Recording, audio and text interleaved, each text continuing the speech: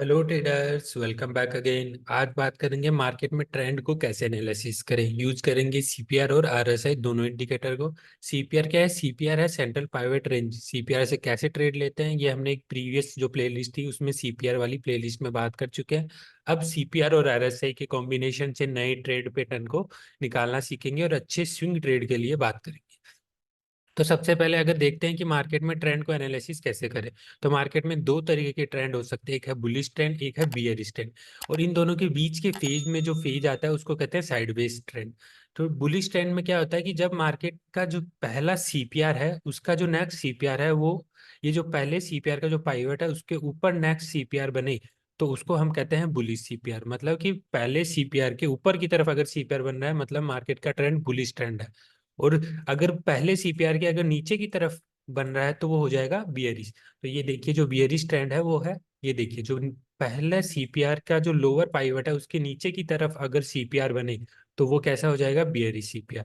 और sideways CPR क्या होता है? इन दोनों के बीच के जो फेज आता है उसको कहते हैं हम साइडवेज सीपीआर। मतलब पहले सीपीआर से दूसरा सीपीआर की सेम वैल्यू कंडीशन हो जाए तो इस कंडीशन को साइडवेज सीपीआर कहते हैं। अब आरएसआई और सीपीआर का कॉम्बिनेशन यूज करते हुए ट्रेड कैसे लेंगे इसके बारे में एग्जांपल देखते हैं।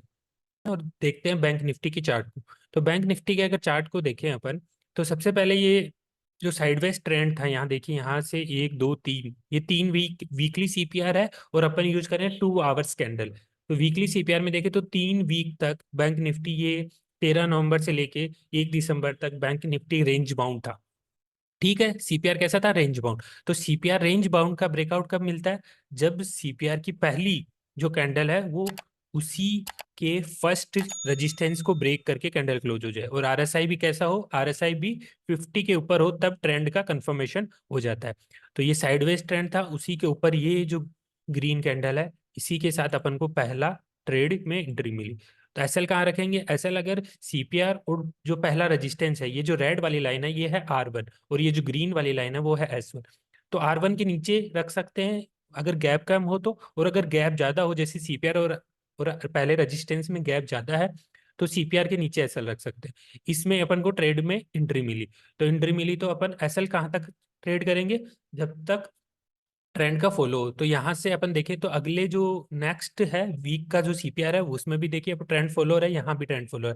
ट्रेंड का रिवर्सल कब होगा? जब या तो सीपीआर के नीचे ट्रेंड को कैंडल क्लोज हो और आरएसआई भी क्या हो? 50 के नीचे। तो यहाँ देखिए जो ये जो रेजिस्टेंस था जो पहला, ये जो सपोर्ट था उसी के नीचे ये कैंडल क्लोज हुई है। तो यहाँ ये जो बैंक निफ्टी का जो ट्रेंड था, ये जो रेड कैंडल, क्योंकि आरएसआई भी 50 के नीचे आ गया, तो यहाँ ये जो बुलिश ट्रेंड था बैंक निफ्टी का वो क्लोज हो गया। चलो अब कोई निफ्टी में ट्रेंड देखते हैं। तो निफ्टी में अगर ट्रेंड देखें तो यहाँ देखिए निफ्टी में एक अच्छा खासा ट्रेंड मिला है। बात करें निफ्टी में सबसे पहले, यहाँ देखिए डाउन ट्रेंडिंग सीपीआर था। ये कैसा सीपीआर है? ये देखिए सेम सीपीआर का पाइवट लेवल है, मतलब साइडवेज सीपीआर है। तो साइडवेज सीपीआर में मार्केट क्या रहेगा? ज्यादातर रेंज बाउंड कंडीशन में रहेगा। तो यहाँ अगर अपन बात करें तो यहाँ देखिए निफ्टी ने उस पूरे के पूरे वीक में 19,316 से 19,454, मतलब 150 पॉइंट में पूरे वीक में निफ्टी रहा है।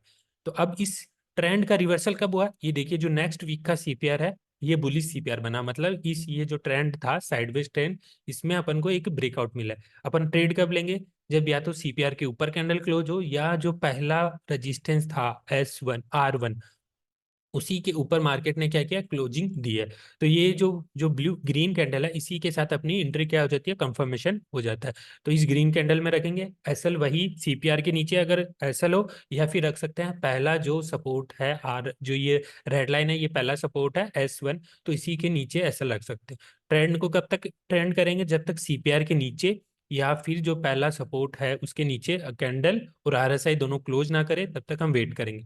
तो यहाँ एंट्री मिली, यहाँ आरएसआई कितना है? यहाँ आरएसआई 60 के आसपास है, मतलब 50 के ऊपर अपन को ट्रेंड में एंट्री कर सकते हैं। ठीक है, यहाँ से अपन सीपीआर के नीचे, यहाँ देखो कैंडल क्लोज हुई नहीं क्लोज हुई, आरएसआई 50 के पास आ गया, पर रिवर्सल वेट करेंगे या तो सीपीआर के नीचे क्लोज हो या पहले सपोर्ट के नीचे क्लोज हो, तभी हम कैंडल में एंट्री करेंगे। यहाँ देखिए ये सपोर्ट लिया, अगेन आरएसआई था पर भी अपन वेट कर सकते हैं क्योंकि यहाँ अपना एसएल नहीं लगा। अब यहाँ भी एसएल नहीं लगा। अब ये देखिए ये जो रेड कैंडल है मतलब इसने कंफर्मेशन दे दिया कि ट्रेंड क्या है? स्टॉप हो गया। तो ये जो रेड कैंडल है और आरएसआई भी 50 के नीचे आ गया और पहला जो सपोर्ट था उसके नीचे कैंडल क्लोज हो गई। कैंडल कितनी है? 2 आवर्स की। तो हम यहाँ ट्रेड को क्लोज कर देंगे। तो अब बैंक निफ्टी और निफ्टी में तो इतना बड़ा ट्रेड लेने के लिए या तो ऑप्शन सेल करके चलो या फिर फ्यूचर्स में। तो इसको अपन शिफ्ट करते हैं स्टॉक में, मतलब स्टॉक से कैसे स्विंग पोजीशन ली जा सकती है।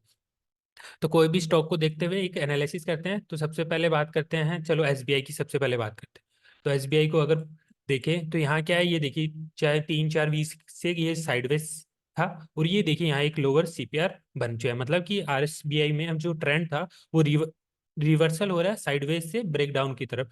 पहला ट्रेड में एंट्री कब होगी, जब ये जो रेड कैंडल है, रेड कैंडल क्या है, पहला सपोर्ट, तो S1 के नीचे कैंडल क्लोज हो और RSI भी 50 के नीचे हो, तब हम बियरिश ट्रेंड में जाएंगे। तो अपन बात करें कोई ट्रेंड की, तो यहाँ देखिए 3 वीक का एक डाउन ट्रेंड सीपीआर था। इसने क्या किया, ये जो कैंडल है इसने पहला जो रेजिस्टेंस था, ग्रीन कैंडल पहला रेजिस्टेंस, इसको ब्रेक किया। तो यहाँ एंट्री कंफर्मेशन हो गया। ऐसा RSI क्या है 50 के ऊपर, अपना SL क्या है सीपीआर के नीचे, या फिर पहला जो सपोर्ट है R1, उसी ये जो पहला सपोर्ट है रेड लाइन क्या है S1 तक अपन SL रख सकते हैं। तो अपना SL अपने परसेंटेज के हिसाब से मेंटेन करें, या तो सीपीआर के नीचे रखें या फिर पहला जो सपोर्ट है उसी के नीचे रखें। अब यहाँ से ट्रेंड में एंट्री हुई, ठीक है, यहाँ से पहला वीक, अब सीपीआर दूसरा, अब ट्रेंडिंग सीपीआर तीसरा भी देखिए बुलिश सीपीआर ही है यहाँ तक, यहाँ भी बुलिश सीपीआर, यहाँ तक अपन ट्रेड में एंटर है। यहाँ भी देखिए कोई भी तरीके का एसएल नहीं लगा है। ये जो कैंडल आई है, ये कैंडल RSI 50 के नीचे, एसएल कंफर्मेशन, मतलब यहाँ अपना प्रॉफिट बुकिंग हो जानी हो चाहिए। तो ये जो कैंडल थी इसी पे अपना प्रॉफिट बुकिंग आ गया। तो अगर अपन देखें तो अपने को क्या मार्जिन मिला है, तो यहाँ से इस वाली ग्रीन कैंडल में अपन ने एंट्री की है, तो यहाँ मार्क कर लेते हैं, एसएल अपना रखते हैं यहाँ पे, जो क्या था पहला सपोर्ट। और अपन को कहाँ तक ट्रेड मिला, ये देखिए ये जो कैंडल थी यहाँ तक। तो कितने दिनों में ट्रेड मिला अपन का, एसएल था 2.83% का, प्रॉफिट मिला 9.79 का, मतलब लगभग 4 गुना प्रॉफिट मिला है। तो वेट करिए कितने वीक लगे प्रॉफिट आने के लिए, 1, 2, 3, 4 और ये 5 वीक तक ट्रेंड मिला और 8% का मार्जिन हुआ।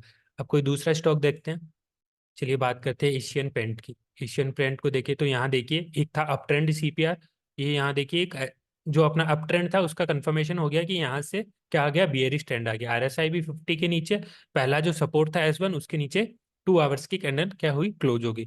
तो वीकली सीपीआर में 2 आवर्स की कैंडल क्लोज हुई, मतलब यहाँ से बियरिश सीपीआर का ट्रेंड कंफर्मेशन हो गया। सीपीआर कैसा है, बियरिश सीपीआर है, तो अगले वीक, तो अगर नीचे की तरफ अगर बियरिश ट्रेंड लेना है तो अपन को ऑप्शन में ट्रेड लेना होगा। स्टॉक में अपन कैश में कोई भी तरीके की ट्रेड नहीं ले सकते। तो यहाँ से ये जो कंफर्मेशन था हो गया। एसएल कहाँ रखेंगे, सीपीआर के ऊपर, या जो पहला रेजिस्टेंस है उसी के ऊपर अपन एसएल को मेंटेन करके चलेंगे। तो यहाँ से ट्रेड में एंट्री हुई। एसएल अभी तक लगा नहीं लगा अभी तक, मतलब ट्रेड में पोजीशन बनाई जा सकती है। ये किसी भी तरीके का रिकमेंडेशन नहीं है, अपन एक स्टॉक की एनालिसिस कर रहे हैं। अब एशियन पेंट को अगर पीछे से देख के आए तो यहाँ देखिए ये एक डाउन ट्रेंडिंग सीपीआर था, यहाँ से डाउन ट्रेंडिंग सीपीआर मिला। तो कितने वीक में डाउन ट्रेंड रहा, 1, 2, 3, 4, 5 वीक तक एशियन पेंट में डाउन ट्रेंड सीपीआर था। अब यहाँ से क्या हुआ, इसमें सीपीआर पे क्या हुआ, साइडवेज सीपीआर बना, और इनगल्फिंग सीपीआर है एक तरीके का ही। ये इनगल्फिंग सीपीआर क्या होता है, जो सीपीआर सीरीज अगर जिसने देखी है वो समझ पाएगा कि इस टाइम मार्केट ज्यादा एक्टिव रहेगा, क्योंकि जो पिछले वीक में था वो वाइड सीपीआर था, मतलब रेंज बाउंड था, और अब नैरो सीपीआर बना, और वो भी इनगल्फिंग, मतलब कि प्राइस को ब्रेकआउट होने की कंडीशन हुई है। तो यहाँ अपनी ट्रेड एंट्री कहाँ बनेगी, पहला जो रेजिस्टेंस था उसी के ऊपर एक ग्रीन कैंडल कंफर्मेशन दे, RSI 50 के ऊपर हो, EMA ट्रेंडिंग हो। तो यहाँ अपनी ये जो ग्रीन कैंडल है इसने क्लोजिंग दे दी है और अपनी ट्रेड में एंट्री बनी। एसएल कहाँ रखेंगे, अगर अपने परसेंटेज के हिसाब से एसएल रखें, पहला एसएल रख सकते हैं मान ली सीपीआर, या फिर बड़ा एसएल रखना है तो वो रख सकते हैं, ट्रेंड को लंबे फॉलो करना है तो अपन रख सकते हैं पहला जो सपोर्ट था उसी के नीचे। तो यहाँ से ट्रेंड में एंट्री हुई, 1, 2, 3, यहाँ देखिए अभी तक अपना एसएल नहीं लगा, जो सीपीआर के नीचे एसएल रख रहे थे उनका यहाँ एसएल कंफर्मेशन हो गया, पर RSI ने यहाँ तक अभी तक कोई कंफर्मेशन नहीं दिया है। तो पहला सपोर्ट को मेंटेन करते चलिए, यहाँ देखिए RSI नीचे आया पर अभी भी अपना ऐसा नहीं लगा, क्योंकि ट्रेंड अभी भी अप ट्रेंड में ही है। यहाँ से देखिए 1, 2, 3, यहाँ भी अभी तक ऐसा नहीं लगा, यहाँ भी ऐसा नहीं लगा। यहाँ देखिए ये जो कैंडल आई है, ये जो रेड, ये जो बियरिश अपने पहले ट्रेंड की बात की, इसी के जस्ट पहले RSI क्या है 50 के नीचे आ गया, सीपीआर में दोनों जो EMA था उनमें क्रॉसओवर हो गया, और जो कैंडल थी वो पहले सपोर्ट के नीचे क्लोज होगी, 2 आवर्स की कैंडल पहले सपोर्ट के नीचे क्लोज। तो तीनों कंफर्मेशन हो गए, मतलब एशियन पेंट में यहाँ से जो अपन को ट्रेंड मिला था वो यहाँ आके क्लोज हो गया। तो यहाँ अपने कैश की जो पोजीशन थी, तो बाई करने के लिए कैश पोजीशन यूज कर सकते हैं। यहाँ अपन अपने ट्रेड को कंफर्म करके क्लोज कर देंगे।